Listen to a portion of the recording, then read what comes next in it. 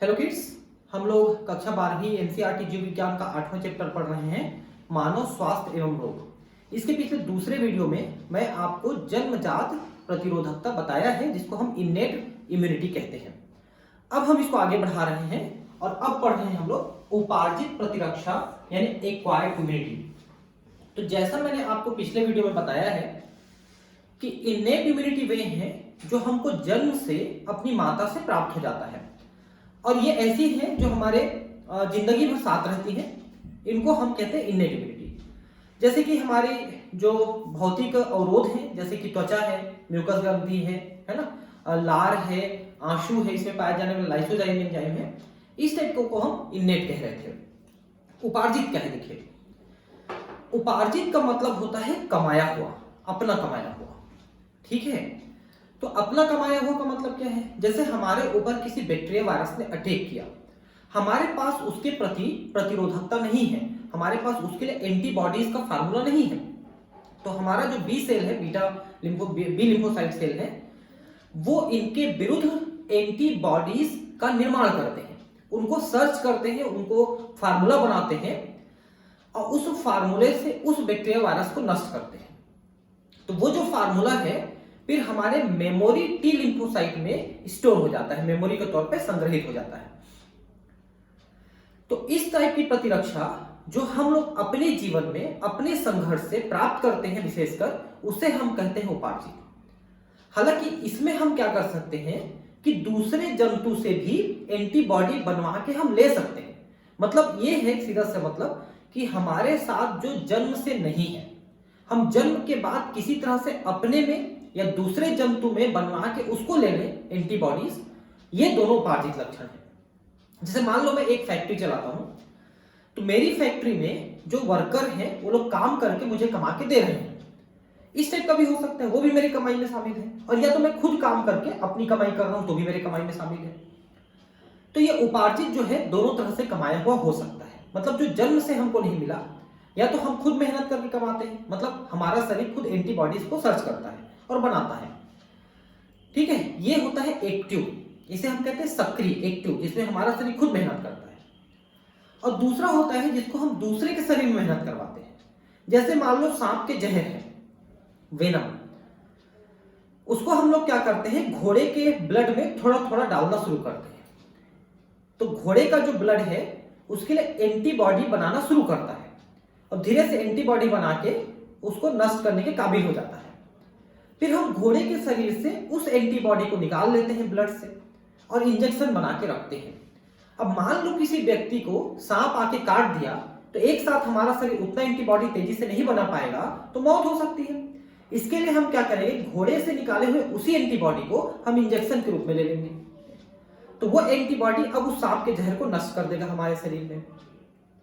ठीक है, तो ये भी हमको माता पिता से नहीं मिला, ये भी हमने बाद में लिया है, भले दूसरे से कमवा के लिया, दूसरे से बनवा के लिया है, इसलिए ये भी हमारे उपार्जित में आएगा। तो उपार्जित फिर दो प्रकार से हुआ, एक तो हमारा शरीर मेहनत करके बनाया, तो वो हुआ आपका एक्टिव सक्रिय, और दूसरे के शरीर से मेहनत करके बनवाया हमने, तो वो हुआ पेशिव यानी अक्रिय। ठीक है, उपार्जित प्रतिरक्षा रोगजनक विशिष्ट है। रोगजनक विशिष्ट का मतलब यह होता है कि हर प्रकार के बैक्टीरिया वायरस के लिए अलग प्रकार की इम्यूनिटी वहां पर बनेगी। समझ रहे हैं बात को? जैसे मान लो एचआईवी के लिए तो बने नहीं पाता, हमारे शरीर में बनता है लेकिन वो काम नहीं करता। मान लो इन्फ्लुएंजा के लिए बना तो वो टीबी में काम नहीं करेगा, टीबी के लिए बना तो वो किसी और में काम नहीं करेगा। मतलब जिस वायरस के लिए या जिस बैक्टीरिया के लिए एंटीबॉडी बनती है, केवल उसी बैक्टीरिया में वो एंटीबॉडी काम करती है। और अगर वो बैक्टीरिया उत्परिवर्तित हो गया, म्यूटेट हो गया, बदल गया, तो भी उसमें काम नहीं करेगा, फिर उसके लिए दूसरा बनाना पड़ेगा। जैसे अभी आप 2020 में कोरोना के बारे में सुना आपने, कोरोना आया, हमारे शरीर ने एंटीबॉडी बनाया, मान लो कोरोना बदल के आ गया, तो फिर से हमारे शरीर को एंटीबॉडी बनाना पड़ेगा, सर्च करना पड़ेगा, वो पुराना वाला काम नहीं आएगा। इसका ये मतलब, इसका अभिलक्षण स्मृति है। स्मृति का मतलब कि जो फार्मूला हमने बनाया वो फार्मूला जिंदगी भर के लिए स्टोर हो जाता है। अब जब कभी भी वो बैक्टीरिया या वायरस दोबारा हमारे शरीर में आएगा तो हमको दोबारा रिसर्च करने की जरूरत नहीं पड़ेगी। शरीर को जो पहले से बनाया हुआ है वही उसको नष्ट कर देगा तुरंत। इसीलिए वो बीमारी जल्दी से दोबारा नहीं होती जो शरीर अपने आप ठीक कर लिए रहता है। इसीलिए बड़े बुजुर्ग बोलते हैं कि किसी बीमारी में तुरंत दवा मत खाओ, थोड़ा शरीर को भी ठीक करने दो। तो शरीर अगर ठीक कर लिया का मतलब वो एंटीबॉडी बना लिया, और एंटीबॉडी बना लिया का मतलब उसका मेमोरी भी बना लिया, और वो अब जिंदगी भर तुमको दोबारा तंग नहीं कर सकता। ये मतलब है उसका। इसका अर्थ यह है कि हमारे शरीर का जब पहली बार किसी रोगजनक से सामना होता है तो यह एक अनुक्रिया या रिस्पांस करता है, जिसे निम्न तीव्रता की प्राथमिक अनुक्रिया कहते हैं। ठीक है, तो अनुक्रिया क्या करेगा हमारा शरीर? सर्वप्रथम हमारा शरीर टी लिम्फोसाइट के द्वारा उससे लड़ता है, क्योंकि टी लिम्फोसाइट में जो किलर टी लिम्फोसाइट होता है वो फेस टू फेस फाइट करता है और उसके साथ जुड़ करके उसको नष्ट करने की कोशिश करता है। और साथ में फिर वहां पर बी लिम्फोसाइट भी पहुंच जाते हैं और वो उनके लिए एंटीबॉडी या तो बनाना शुरू करते हैं या पहले से बना हुआ अगर फार्मूला है तो तुरंत वो बना करके उसको नष्ट कर देते हैं। बाद में उसी रोगजनक से सामना होने पर बहुत ही उच्च तीव्रता की द्वितीयक या पूर्ववृत्ति एनामिस्टिक अनुक्रिया होती है। तो पहली बार वो धीमी अनुक्रिया क्यों किया? क्योंकि उसके पास एंटीबॉडी नहीं है, तो धीरे से उसको सर्च करने में टाइम लग गया। लेकिन जब वही बैक्टीरिया दोबारा अटैक करता है तो हमारे पास एंटीबॉडी का फार्मूला बना हुआ है पहले से, तो बहुत तेजी से वो अनुक्रिया करेगा और तेजी से एंटीबॉडी बना के उसको नष्ट कर देगा। इसी को पूर्ववृत्ति, क्योंकि पहले से उसको पता है क्या हुआ है, एनामिस्टिक पूर्ववृत्ति, मतलब पहले से ही उसकी आदत है उससे लड़ने की। इसका कारण यह तथ्य है कि हमारे शरीर को प्रथम मुठभेड़ की स्मृति है। हमारे पास मेमोरी है कि पहली बार हम इससे कैसे लड़े हैं। ठीक है, यह भी एंटीबॉडी की संरचना है, इसके बारे में हम बात करेंगे अभी। प्राथमिक और द्वितीयक प्रतिरक्षा अनुक्रियाएं हमारे शरीर के रक्त में मौजूद दो विशेष प्रकार की लसिकाणुओं द्वारा होती है। लसिकाणु का मतलब होता है लिम्फोसाइट, जो एक प्रकार का श्वेत रक्त कण है, WBC है लिम्फोसाइट। ये दो प्रकार के हैं, एक तो है बी लसिकाणु और दूसरा है टी लसिकाणु। बी लसिकाणु एंटीबॉडी यानी प्रतिकाय बनाता है, प्रतिरक्षी अणु प्रतिकाय। एंटीबॉडी क्या चीज होते हैं? प्रतिकाय हमारे शरीर में बनने वाले वे केमिकल्स होते हैं जो किसी बैक्टीरिया, वायरस, एंटीजन के आने से बनते हैं और उनको नष्ट करते हैं, और वो एंटीजन कहलाते हैं जो आते हैं बाहर से, जो हमारे शरीर को नुकसान कर सकते हैं, जो हमारे शरीर के हिस्से नहीं है, हमारे शरीर में वो नहीं रहे हैं शुरू से, उनको नष्ट करने के लिए हम इसको बनाते हैं, प्रतिकाय को या एंटीबॉडी को, जिसको प्रतिरक्षी अणु कहते हैं। तो ये बी लिम्फोसाइट उसको बी लसिकाणु बनाता है। और टी लसिकाणु ये सीधे फाइट करता है, सीधे फेस टू फेस, ये आर्मी की तरह व्यवहार करता है और ये एयरफोर्स की तरह व्यवहार करता है। एयरफोर्स में हम फाइटर प्लेन से मिसाइल दागते हैं, वैसे ये एंटीबॉडी दागता है। और ये जैसे आर्मी फेस टू फेस लड़ता है, वैसे T lymphocyte face to face लड़ता है। रोग जनकों की अनुक्रिया में बी लसिकाणु हमारे रक्त में प्रोटीनों की सेना उत्पन्न करते हैं ताकि वे रोग जनकों से लड़ सकें। तो ये जो बी लसिकाणु है, प्रोटीन की जो सेना लाता है उसे हम कहते हैं एंटीबॉडी, और एंटीबॉडी ही वहां पर उनसे जुड़ के उनको नष्ट करते हैं। ये प्रोटीनें प्रतिरक्षी यानी कि एंटीबायोटिक्स कहलाती हैं। प्रतिरक्षी कहलाते हैं, प्रतिकाय कहलाते हैं। एंटीबॉडी है भाई, एंटीबायोटिक नहीं है, गलत लिखते हैं यहाँ पर, एंटीबॉडी होता है। एंटीबायोटिक तो सूक्ष्म जीव उत्पन्न करते हैं दूसरे सूक्ष्म जीव को नष्ट करने के लिए, ये एंटीबॉडी होती है। और टी कोशिकाएं खुद तो प्रतिरक्षियों का स्राव नहीं करती हैं, लेकिन प्रोटीन उत्पन्न करने में बी कोशिकाओं की सहायता जरूर करती हैं।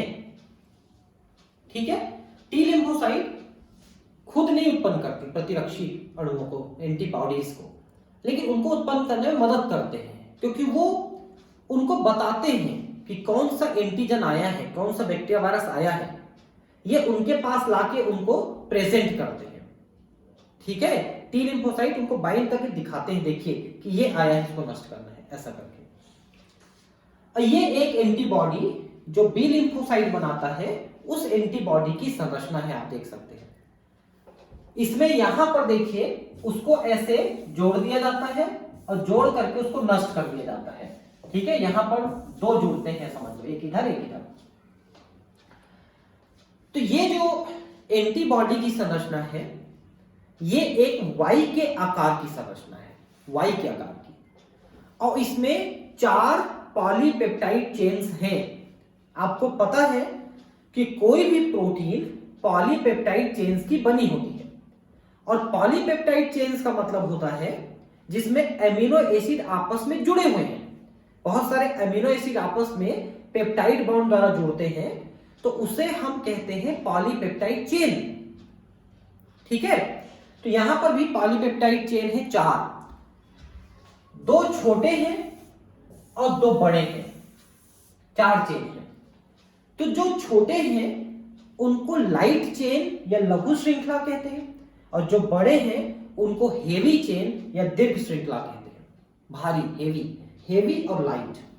ठीक है, तो लाइट इसलिए क्योंकि इसमें एमिनो अम्लों की संख्या कम है, और हेवी इसलिए क्योंकि इनमें एमिनो अम्लों की संख्या ज्यादा है।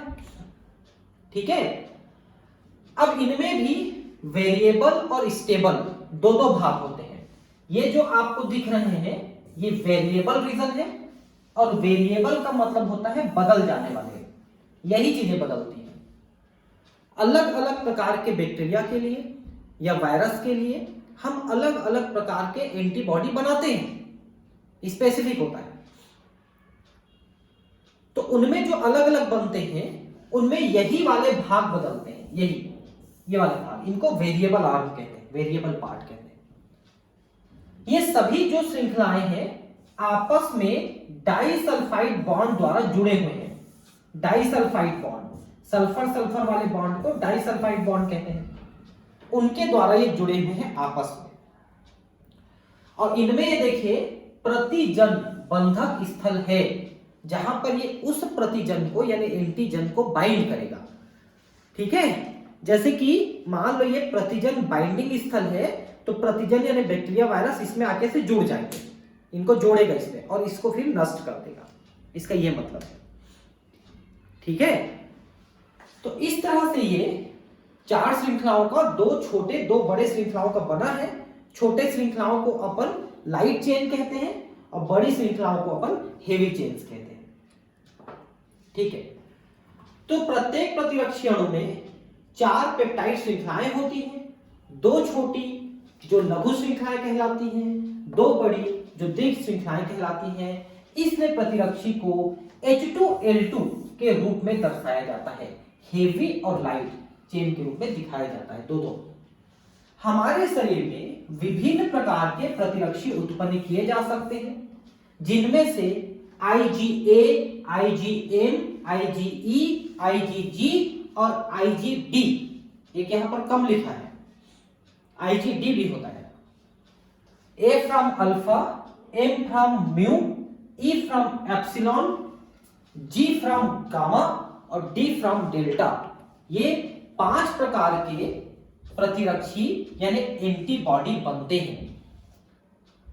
इनमें से IgG सबसे छोटा लेकिन सबसे ज्यादा मात्रा में पाया जाता है, 70% यही है, और हमारे शरीर की सुरक्षा की मुख्य भूमिका यही निभाता है। IgG सबसे छोटी है, 1,46,000 इसकी अणुभार है, सबसे छोटी है। सबसे बड़ी कौन है? IgM, 9,60,000 है इसका 1,46,000 है, इसका 9,60,000 है, सबसे बड़ी है IgM। लेकिन सबसे कम मात्रा में होती है IgE, 0.05% है मात्र, और ये हमारे शरीर की एलर्जी क्रियाओं को नियंत्रित करती है, एलर्जी जो होती है। और IgG शरीर की मुख्य प्रतिरक्षा करती है, और साथ में मां के गर्भ में पल रहे बच्चे तक ये प्लेसेंटा के माध्यम से पहुंच जाती है। ठीक है। एक प्रतिरक्षी का कार्टून पहले ऊपर हमने पढ़ा, वो दिया गया है। ये प्रतिरक्षी रक्त में पाई जाती हैं, इसलिए इनको तरल प्रतिरक्षा अनुक्रिया यानी ह्यूमरल इम्यून रिस्पांस कहा जाता है। ये तरल रूप में है, ब्लड में है, इसलिए ह्यूमरल इम्यून रिस्पांस कहते हैं। यह दो प्रकार की प्रतिरक्षी माध्यित उपार्जित प्रतिरक्षा अनुक्रियाओं में से एक है। ठीक है, तो देखिए हमारे शरीर में दो प्रकार की प्रतिरक्षाएं हैं। एक तो है ह्यूमरल, जो अभी आपने पढ़ा, और ह्यूमरल का मतलब है एंटीबॉडी के द्वारा, ये देखिए है ना, प्रतिरक्षी माध्यित उपार्जित प्रतिरक्षा, प्रतिरक्षी के माध्यम से उपार्जित प्रतिरक्षा है। मतलब प्रतिरक्षी यानी एंटीबॉडीज के द्वारा हम इसको कर रहे हैं, अपने शरीर में प्रतिरक्षा करा रहे हैं। तो दो प्रकार का है, एक तो प्रतिरक्षी माध्यित है और दूसरा कोशिका माध्यित है। कोशिका के माध्यम से होता है और ये प्रतिरक्षी के माध्यम से हो रहा है। तो प्रतिरक्षी के माध्यम से कौन किया? एंटीबॉडी, प्रतिरक्षी किया। और कोशिका के माध्यम से कौन करेगी? टी लिम्फोसाइट, टी लसिकाणु करेगी। ये दो प्रकार के होते हैं हमारे शरीर में, प्रतिरक्षी माध्यित और कोशिका माध्यित, ये होती है। ठीक है, ये देखिए दूसरे प्रकार की अनुक्रिया कोशिका माध्यित प्रतिरक्षा है। ठीक है, जिसको CMI यानी सेल मेडिएटेड इम्यूनिटी कहते हैं, और इसको एंटीबॉडी मेडिएटेड इम्यूनिटी कहते हैं। एंटीबॉडी दो माध्यम है। टी लसिकाणु इसका माध्यम बनते हैं, क्योंकि ये फेस टू फेस एंटीजन से लड़ते हैं और लड़ करके उसको नष्ट करने का काम करते हैं।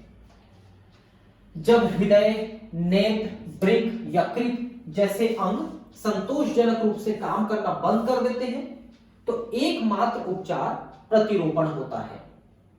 अब देखिए प्रतिरोपण क्या होता है? ऑर्गन ट्रांसप्लांट कराना। सुने हो ना कि डोनेट करते हैं, लेते हैं किडनी, लीवर, ये होता है ऑर्गन ट्रांसप्लांट। लेकिन इसमें सबसे बड़ी प्रॉब्लम ये होती है कि वो दूसरे का अंग होता है, दूसरे के ऊतक हैं, तो हमारा शरीर उसको हमारे शरीर का हिस्सा नहीं मानती है, उसको बाह्य कोशिका मानती है और उसे बैक्टीरिया, वायरस समझ बैठती है उसकी कोशिकाओं को। तो उनको नष्ट करने के लिए शरीर जो है, लेने वाले का जो शरीर है, जो अंग लिया है, उसका शरीर एंटीबॉडी बनाने लगता है, प्रतिरक्षी अणु बनाने लगता है और उस अंग को नष्ट करने लगता है, किडनी, लीवर को जिसको लिए हो। तो फिर इसका इलाज क्या है? तो शरीर में उस प्रतिरक्षी अणु को बनने से रोकना पड़ेगा।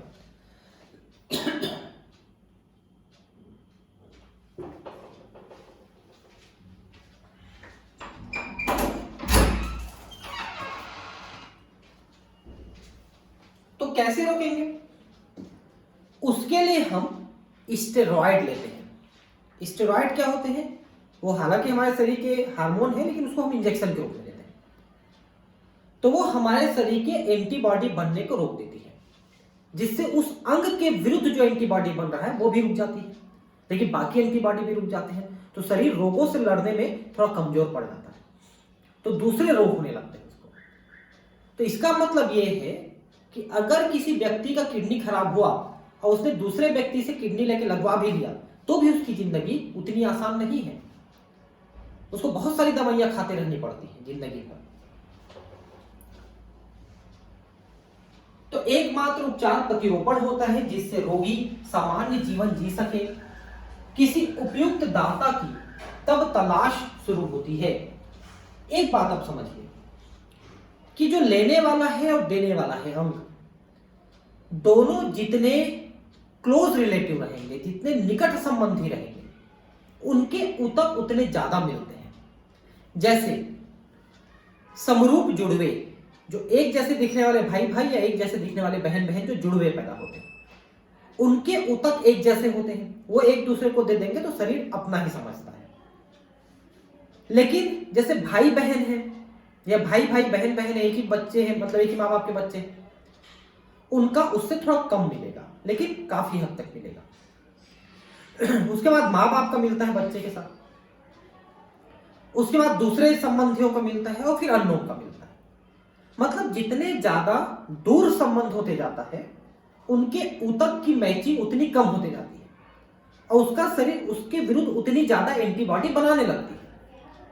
मतलब जितने निकट संबंधी से आप लेते हैं इसको अंग को, तो आपका शरीर उतना आसानी से उसको स्वीकार करता है और उतना कम एंटीबॉडी बनाता है जिससे आसानी से वो स्वीकार किया जा सके। तो हमको कम दवा लेनी पड़ेगी, ज्यादा मैच करेगा तो कम दवा लेनी पड़ेगी और कम मैच करेगा तो ज्यादा दवा लेनी पड़ेगी। जैसे हॉस्पिटल वाले क्या करते हैं, किसी को भी पकड़ के, रिक्शा वाले, ऑटो वाले, मजदूरों को पकड़ पकड़ के उनकी किडनी निकाल के लगा देते हैं, 50 लाख 1 करोड़ ले लेते हैं, उनको 2 लाख 4 लाख दे देते हैं, लेकिन उनका मैच नहीं करेगा उतना ज्यादा, तो उसको उतनी ज्यादा दवा खानी पड़ेगी जो लेने वाला है उसको। ये समस्या है। ठीक है, ऐसा क्यों है कि प्रतिरोपण के लिए हर किसी दाता के अंग नहीं लिए जा सकते? वह क्या है जिसकी जांच डॉक्टर करते हैं?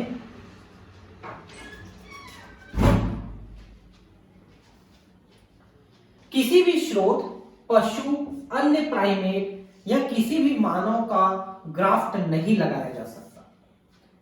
मतलब जिस अंग को लिया जाता है वो ग्राफ्ट कहलाता है, क्योंकि ये देर सवेर नकार दिए जाएंगे हमारे शरीर के द्वारा। हमारा शरीर उसको बाह्य अंग समझता है, दूसरे का समझता है। कोई भी निरोप या प्रतिरोप लेने से पहले ऊतक मिलान और रक्त मिलान अति आवश्यक है और इसके बाद भी रोगी को अपने शेष जीवन भर प्रतिरक्षा निरोधक यानी इम्यूनोसप्रेसेंट लेने पड़ते हैं। मतलब जो प्रतिरक्षा हमको बैक्टीरिया वायरस से बचाने के लिए है उसी को आप बंद कर रहे हो, उसी को आप दबा रहे हो और आप सोच रहे हो कि मैं लंबी लाइफ जीऊंगा, आसान लाइफ जीऊंगा। नहीं जी सकते। मतलब किसी की किडनी लीवर ले लेना, कोई उसका उपचार नहीं है। शरीर स्वयं और पर में भेद करने में सक्षम है, मतलब अपने ऊतक और दूसरे के ऊतक में भेद कर सकता है और कोशिका माध्यित प्रतिरक्षा अनुक्रिया निरोध को अश्वित करने के लिए उत्तरदायी है।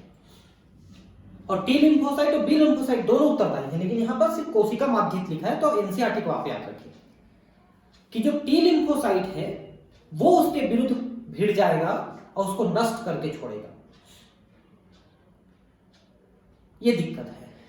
ठीक है, इसलिए किसी का भी किडनी लीवर लेना कोई उसका परमानेंट इलाज नहीं है। सक्रिय और निष्क्रिय प्रतिरक्षा।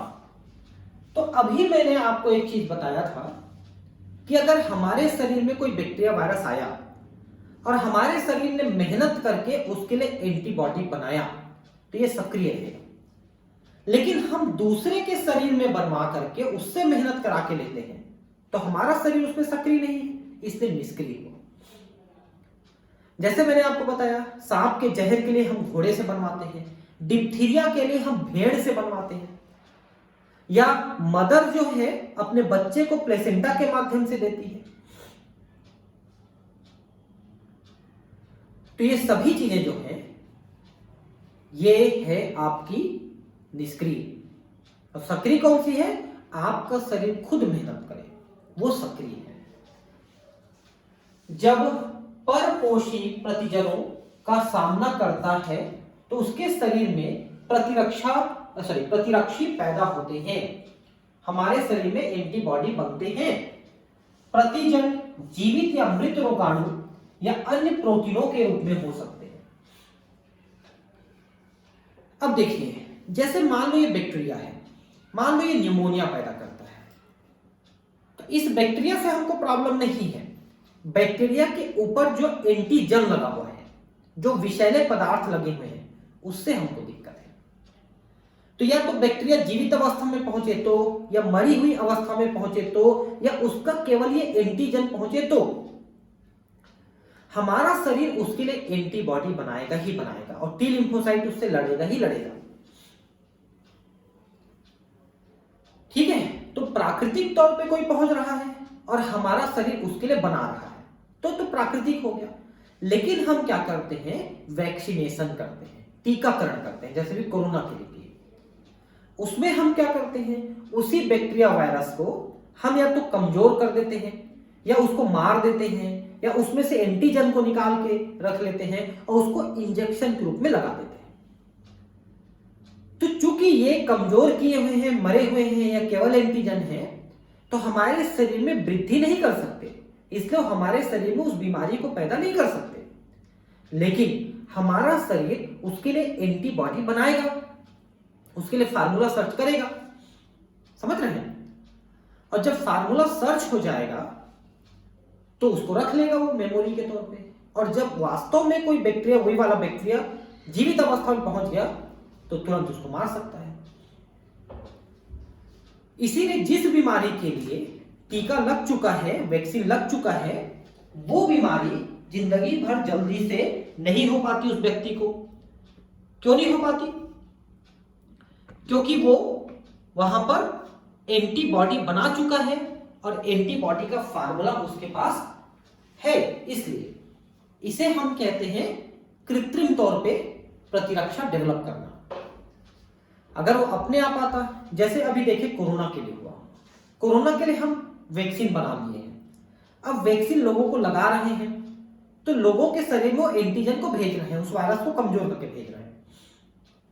अब लोगों के शरीर में उसके लिए एंटीबॉडी बन जाएगा, तो रियल में जब कोरोना अटैक करेगा तो वो एंटीबॉडी उसको मार के बचा लेगा उस इंसान को। लेकिन एक सर्वे हुआ जिसमें ब्लड टेस्ट करके पता चला कि वैक्सीन लगाने से पहले ही 25% लोगों में कोरोना का इंफेक्शन हो चुका है और उससे उनके शरीर में एंटीबॉडी बन चुका है, उनको पता ही नहीं है। हो सकता है आपके शरीर में बन गया हो और मेरे शरीर में बन गया हो, हमको कोरोना नहीं हुआ लेकिन बन सकता है कि हो गया हो, बन गया हो, ऐसा हो सकता है।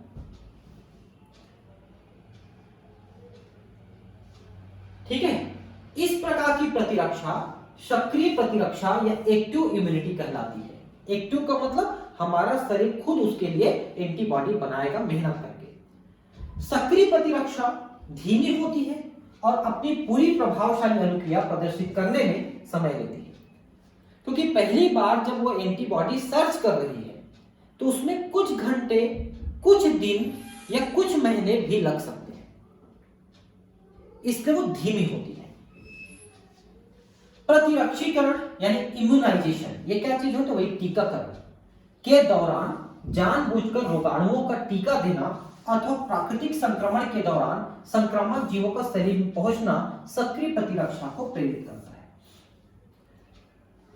या तो वो रोगाणु अपने आप आपके शरीर में पहुंचा और आपके शरीर ने एंटीबॉडी सर्च कर लिया, वो प्राकृतिक हो गया। लेकिन अगर आपने जानबूझ के उसको टीका के द्वारा भेजा तो वो कृत्रिम हो गया। लेकिन इन दोनों कंडीशन में आपके शरीर ने मेहनत किया, इसलिए वो सक्रिय के अंतर्गत आता है। तो सक्रिय में प्राकृतिक और कृत्रिम दो प्रकार का हो गया।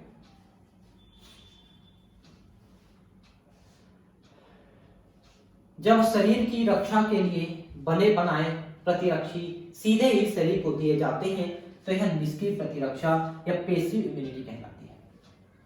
तो बना बनाया कैसे होगा? दूसरे जानवरों में जनरली बनाया जाता है और दूसरे जानवर से निकाल के फिर मनुष्य में दिया जाता है जब वो बीमार पड़ता है। क्या आप जानते हैं कि हाल ही में जन्मे शिशु के लिए मां का दूध क्यों बहुत ही आवश्यक है? क्योंकि मां के दूध में गामा ग्लोब्यूलिन प्रोटीन होता है, वही बच्चे के शरीर में जा करके इन्हीं प्रतिरक्षाओं को विकसित करता है और बच्चे का शरीर रोगों से लड़ने में धीरे धीरे सक्षम हो पाता है। अगर बच्चे को मां का दूध नहीं मिलता है तो बच्चे के शरीर में वो प्रतिरक्षा विकसित नहीं हो पाती है, इसलिए मां का दूध पिलाना आवश्यक होता है। दुग्ध श्रावण यानी लैक्टेशन के प्रारंभिक दिनों के दौरान मां द्वारा श्रावित पीले से तरल पीयूष यानी कोलोस्ट्रम में प्रतिरक्षियों IgA की प्रचुरता होती है जो शिशु की रक्षा करता है। आपको पता होगा पीयूष दूध क्या है, ठीक है? इसमें क्या होता है कि जैसे ही बच्चा जन्म लेता है उसके एक आध दिन पहले से थोड़ा थोड़ा आना शुरू हो जाता है और 2-3 दिन तक आता है, पीले गाढ़े द्रव के रूप में आता है, दूध के रूप में आता है। उसे हम कहते हैं कोलोस्ट्रम या पीयूष। उसको बच्चे को पिलाना अति आवश्यक, वही उसके अंदर IgA होती है और वो बच्चे के शरीर में अच्छे से इम्यूनिटी को विकसित करती है। इम्यूनोग्लोबुलिन ए होती है उसमें, इसको याद रखिए कि कोलोस्ट्रम में IgA होती है। सगर्भता यानी प्रेगनेंसी के दौरान भ्रूण को भी अपरा के द्वारा यानी प्लेसेंटा के द्वारा मां से कुछ प्रतिरक्षी मिलते हैं और वो होता है IgG। IgG होता है जो प्लेसेंटा से पास होता है। ये निष्क्रिय प्रतिरक्षा के कुछ उदाहरण हैं। ठीक है, तो निष्क्रिय प्रतिरक्षा कैसे हुई? हम या तो दूसरे जानवर से बना के लिए या मां ने बना के प्लेसेंटा के माध्यम से बच्चे को दिया। हालांकि अब आप सोचेंगे कि आप प्लेसेंटा के माध्यम से दिया है तो जन्म से हुआ, लेकिन वो जिंदगी भर नहीं रहता ना, वो कुछ समय के लिए रहता है, इसलिए हम उसको इन्नेट में नहीं बोलते। इन्नेट में सिर्फ हम उसी को बोलेंगे जो मां से मिला और जिंदगी भर रहेगा साथ में, वो इन्नेट कहलाएगा। थोड़े समय के लिए आपको बचाने के लिए दे दिया, वो अलग बात है, वो इन्नेट नहीं है, वो एक्वायर्ड में नहीं आएगा।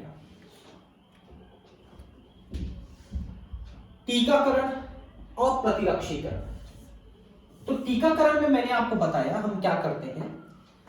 जैसे कि मान लो हम पोलियो से बच्चे को बचाना चाहते हैं, तो हम क्या करना चाहते हैं कि पोलियो के वायरस के प्रति उस बच्चे के शरीर में पहले से एंटीबॉडी बनवा के रखना चाहते हैं, जिससे प्राकृतिक तौर पे अगर पोलियो का वायरस उसके शरीर में पहुंचा, खाने पीने की चीजों से पहुंचता है पोलियो का वायरस, तो अगर प्राकृतिक तौर पे पहुंचा और उसका शरीर नहीं लड़ पाया तो बच्चे को पोलियो हो सकता है। इससे पहले ही हम बच्चे के शरीर में पोलियो के लिए एंटीबॉडी बनवा के रखेंगे। तो उसके लिए हम क्या करते हैं, पोलियो के 2 बूंद जिंदगी के हम पिला देते हैं। उसमें पोलियो की जिंदा वायरस होते हैं, पता है आपको, लेकिन वो कमजोर किए हुए वायरस होते हैं। तो कमजोर किए हुए वायरस है तो वो हमारे शरीर में वृद्धि करके पोलियो तो नहीं कर सकते उस बच्चे के शरीर में, क्योंकि कमजोर किया हुआ वायरस है, वो वृद्धि नहीं कर पाएगा। लेकिन बच्चे का शरीर उसको पोलियो वायरस तो समझेगा ही, और जब पोलियो वायरस उसको समझ रहा है तो उसके लिए एंटीबॉडी का फार्मूला सर्च करेगा। लेकिन कई बार ऐसा होता है कि एंटीबॉडी का फार्मूला नहीं बन पाता और पहले ही वो वायरस खा लिए जाते हैं। किनके द्वारा खा लिए जाते हैं? फेगोसाइटिक सेल्स के द्वारा, कोशिका भक्षी जो कोशिकाएं हैं उनके द्वारा खा लिए जाते हैं। जैसे टी लिम्फोसाइट है या मोनोसाइट है या न्यूट्रोफिलो खा के खत्म कर दिए, तो आपका शरीर नहीं बना पाया एंटीबॉडी, तो हम बूस्टर डोज देते हैं। बूस्टर डोज हर 6 महीने में 4 महीने में ऐसे देते रहते हैं। तो बार बार हम उसके शरीर में डाल रहे हैं उस वायरस को, कमजोर वायरस को, तो शरीर लगा हुआ है उसके विरुद्ध काम करने के लिए। और निश्चित है कि 2 महीने 4 महीने 6 महीने साल भर में वो उस एंटीबॉडी को बनाएगा ही, और बना के रख लिया तो अब रियल में पानी के साथ आया, खाने पीने की चीजों के साथ आया वायरस, तो उसको तुरंत नष्ट करने में सक्षम होता है। इस तरह से टीकाकरण करते हैं कि पहले से किसी भी बैक्टीरिया वायरस बीमारी के लिए हम हमारे शरीर में या बच्चे के शरीर में प्रतिरक्षा या प्रतिरक्षी अणु एंटीबॉडी बनवा के रखते हैं, उसकी फार्मूले बनवा के रखते हैं। तो इसके लिए हम क्या करते हैं, या तो बैक्टीरिया वायरस को कमजोर कर देते हैं, या उसको मार देते हैं, या उसमें से एंटीजन को निकाल के यूज करते हैं, या फिर उस एंटीजन को कृत्रिम तौर पे भी बनाते हैं आजकल। एनी हाउ हम उसके शरीर में उस विषैले पदार्थ को पहुंचाते हैं जिससे वो बीमारी होती है, उससे वो बच्चा फिर अपने शरीर में एंटीबॉडी बना लेता है। ठीक है,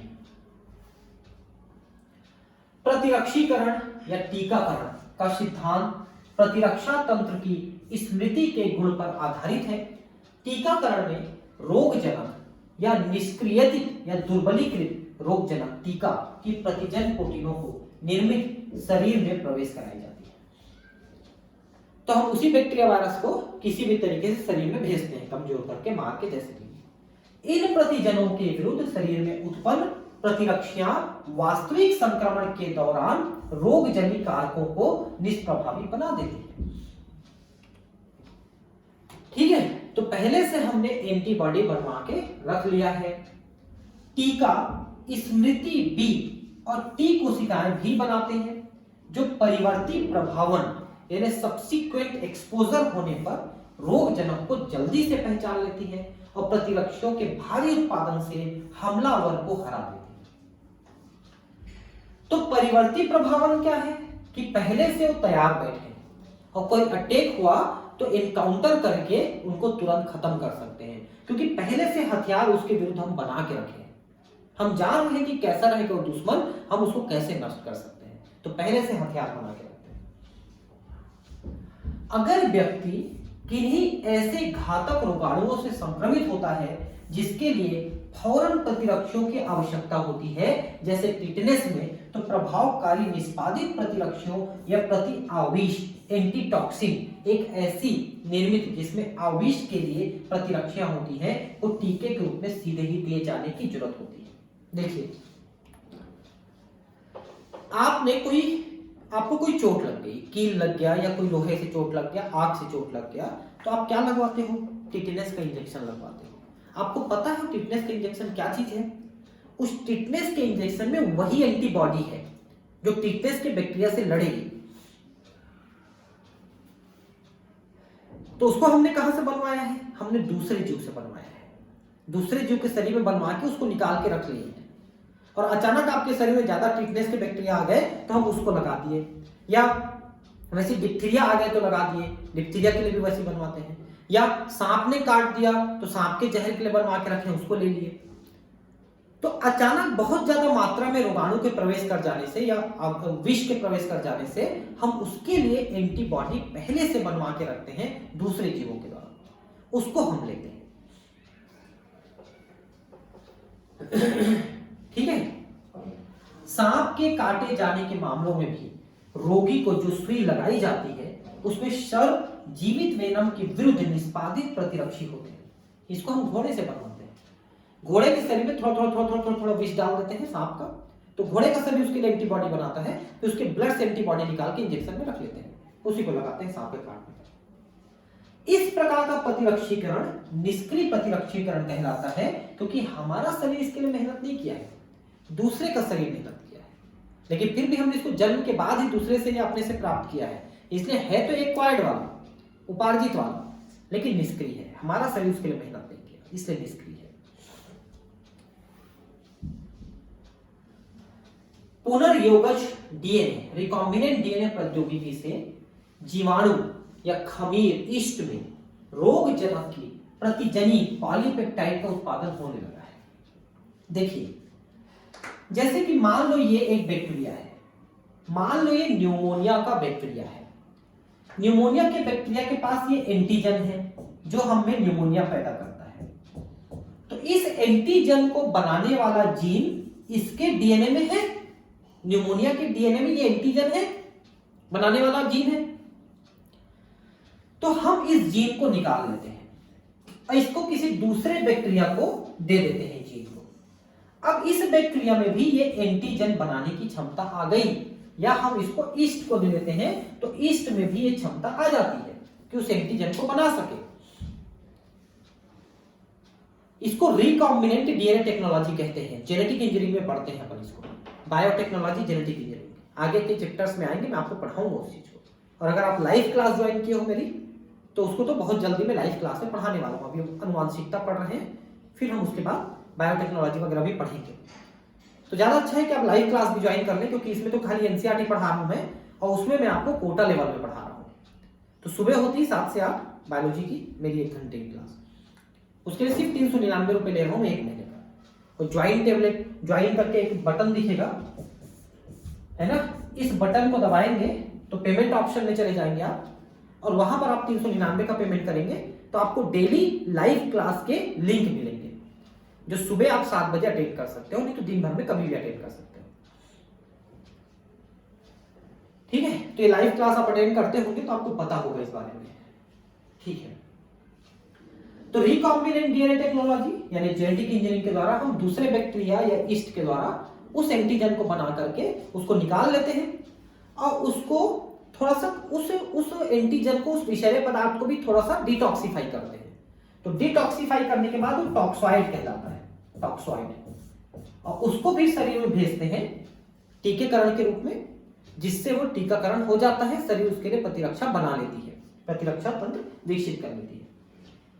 इस विधि से टीकों का बड़े पैमाने पर उत्पादन होने लगा है, और इसमें प्रतिरक्षीकरण हेतु यानी टीकाकरण हेतु उन टीकों की उपलब्धता खूब बढ़ी है, जैसे खमीर से बनने वाला यकृत शोथ बी टीका यानी हेपेटाइटिस बी।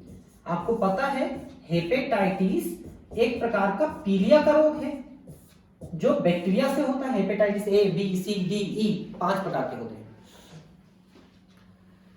जिसमें ये सबसे ज्यादा खतरनाक होता है। इसके लिए टीकाकरण हो गया है, विकसित हो गया, बाकी के लिए भी होने वाला है। ठीक है, तो इसको हम रिकॉम्बिनेंट डीएनए टेक्नोलॉजी से ही बनाए हैं। अगर इसका टीका लगवा लेते हैं तो जिंदगी भर हेपेटाइटिस बी होने का खतरा लगभग खत्म हो जाता है, क्योंकि शरीर उसके लिए बहुत सारे एंटीबॉडी तुरंत बनाने में सक्षम रहता है। अब है एलर्जी। एलर्जी का मतलब होता है अति संवेदनशीलता शरीर की, किसके प्रति?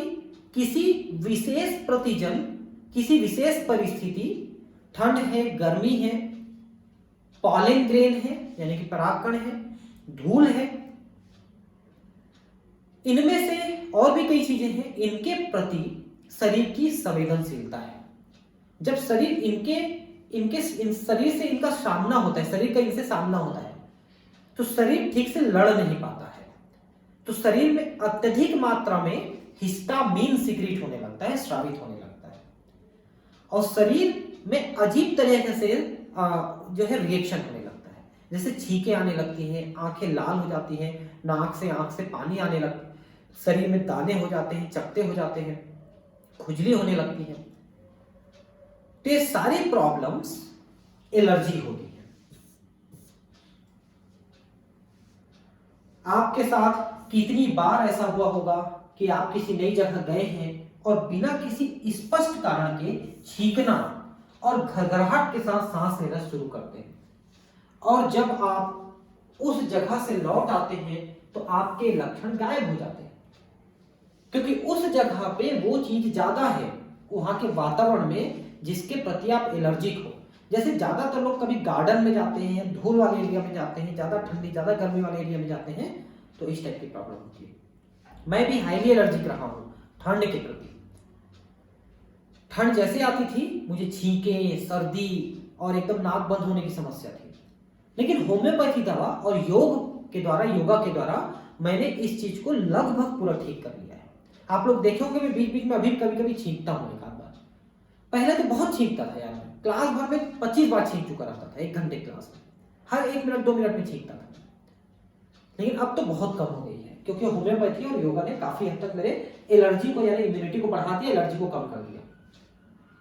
हम में से कुछ लोग पर्यावरण में मौजूद कुछ कणों के प्रति संवेदनशील होते हैं। उपयुक्त अभिक्रिया पराग, चिचड़ी यानी कि माइट के प्रति एलर्जी के कारण से हो सकती है। ठीक है, छोटे छोटे कण जो माइट्स हैं वो भी होते हैं, या परागकण हैं वो भी, जो भिन्न भिन्न जगहों पर भिन्न भिन्न हो सकते हैं। देखिए, पराग में विशेषकर 2 पौधे हैं। एक तो होता है गाजर घास, जिसको कैरट ग्रास या कांग्रेस ग्रास कहते हैं, पार्थीनियम, उसका परागकण, और दूसरा है एम्ब्रोशिया, उसके परागकण। किसके किसके? एम्ब्रोशिया के और गाजर घास के, जिसको पार्थीनियम या कैरट ग्रास भी कहते हैं या कांग्रेस ग्रास भी कहते हैं। इन दोनों के परागकणों से ज्यादातर लोगों को एलर्जी होती है, और वो आजकल बहुत फैल रहा है गाजर घास खाली जगहों में। पर्यावरण में मौजूद कुछ प्रतिजनों के प्रति प्रतिरक्षा तंत्र की अतिरंजित अनुक्रिया एलर्जी कहलाती है। तो कुछ ऐसे प्रतिजन हैं जिसके लिए हमारा शरीर ठीक से लड़ने में सक्षम नहीं होता है, तो उसके प्रति जो अनुक्रिया करता है वो एलर्जी होता है। ऐसे पदार्थ जिनके प्रति ऐसी प्रतिरक्षित अनुक्रिया होती है एलर्जेन कहलाते हैं। तो शरीर में जिसके कारण से एलर्जी होती है वो चीजें एलर्जेन कहलाते हैं। जैसे परागकण एक एलर्जेन है, ठंड है, गर्मी है, वो है। इनके प्रति बनने वाली प्रतिरक्षियां IgE प्रकार की होती है, जो केवल 0.05% होती है टोटल की, लेकिन इतना ही हमारे एलर्जी कराने में सक्षम होती है।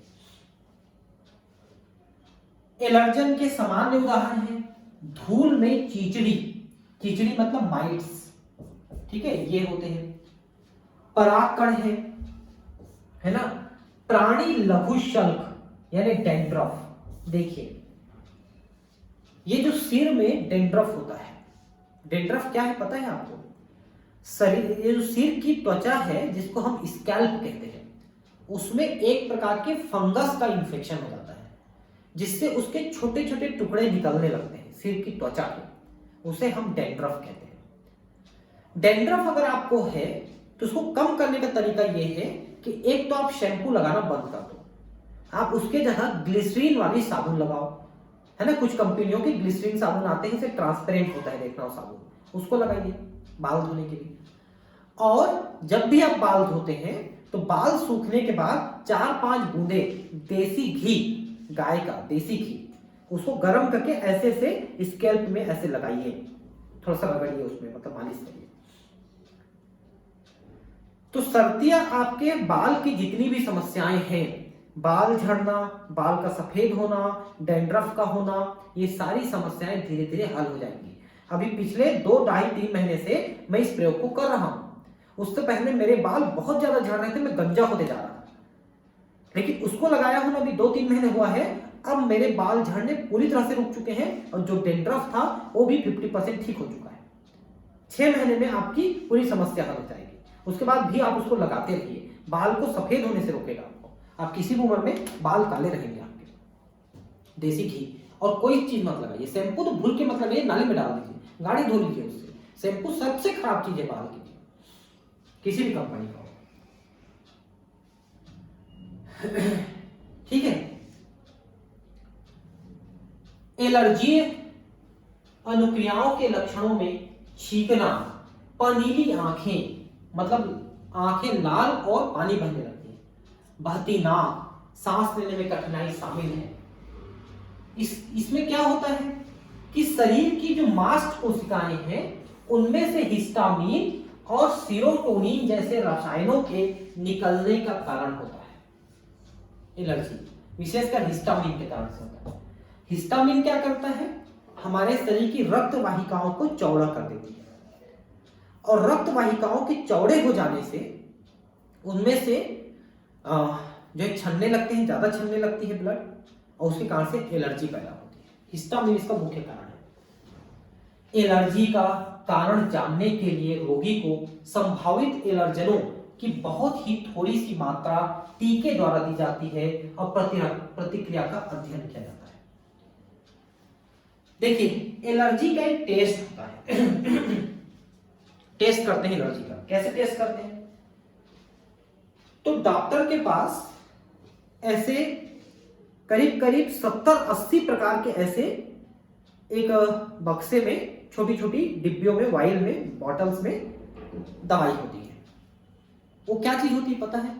वो अलग अलग प्रकार के एंटीजन होते हैं जो ज्यादातर लोगों में एलर्जी पैदा करती है। तो डॉक्टर क्या करता है, ये यहां पर ना नंबर लिख देता है, पहले 1 2 3 4 5 6 7 8 9 10 ऐसा करके 70-80 नंबर लिख देता है,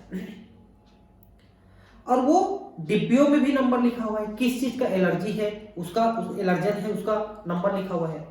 फिर उनको एक नंबर को एक नंबर में, 2 नंबर को 2 नंबर में से थोड़ा थोड़ा निडिल के द्वारा डालता है इसे, और छोड़ देता है 1 घंटे के लिए। 1 घंटे, आधे घंटे, 1 घंटे के अंदर फिर उसको लेंस में से देखता है।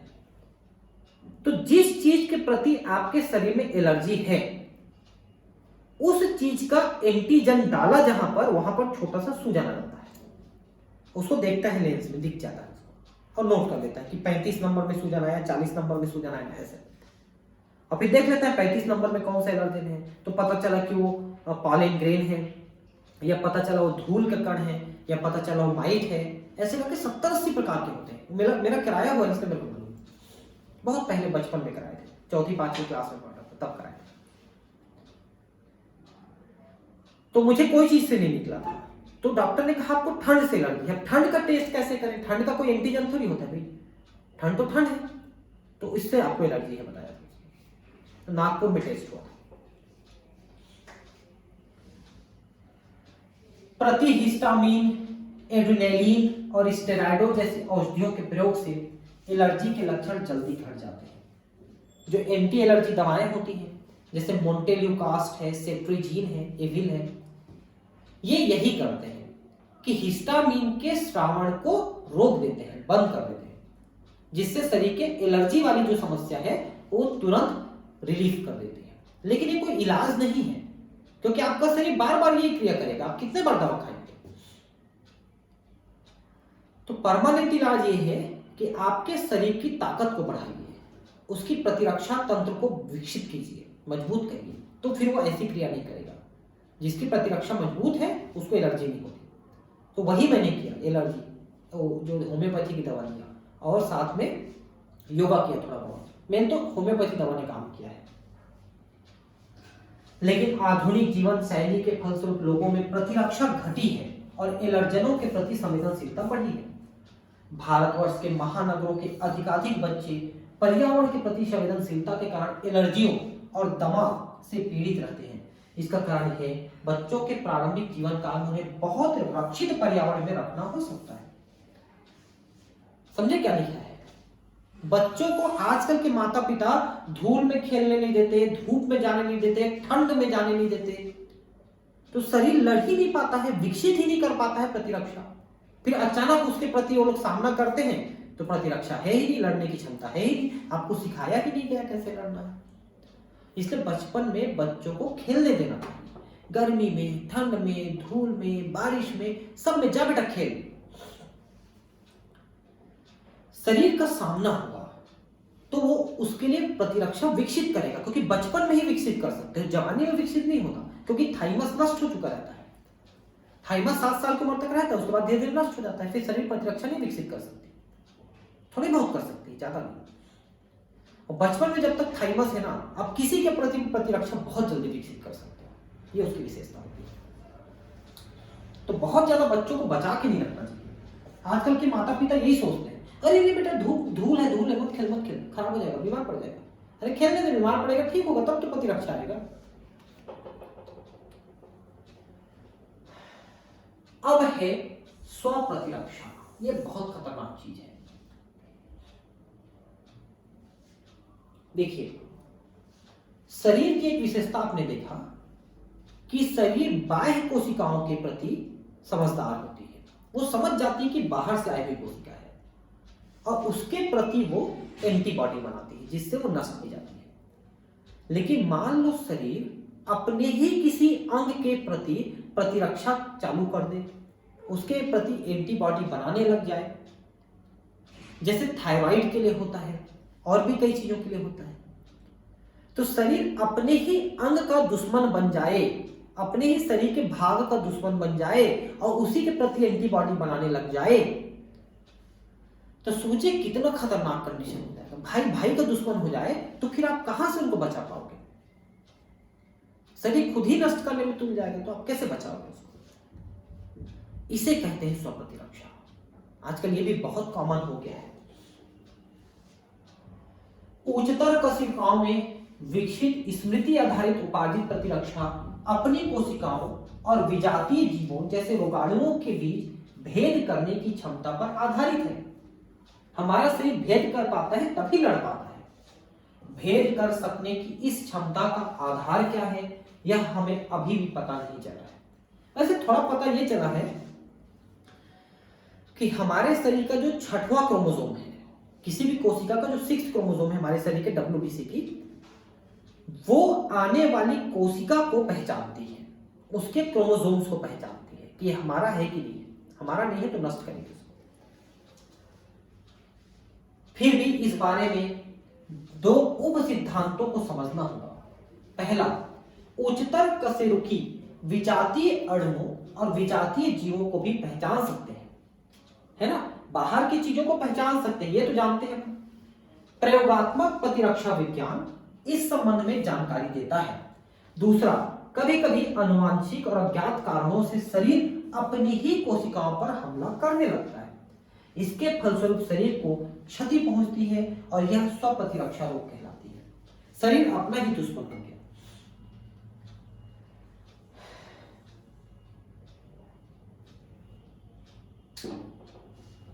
हमारे समाज में बहुत से लोग आमवाती संधिशोथ रूमेटॉइड आर्थराइटिस से प्रभावित हैं, जो एक स्व प्रतिरक्षा रोग है।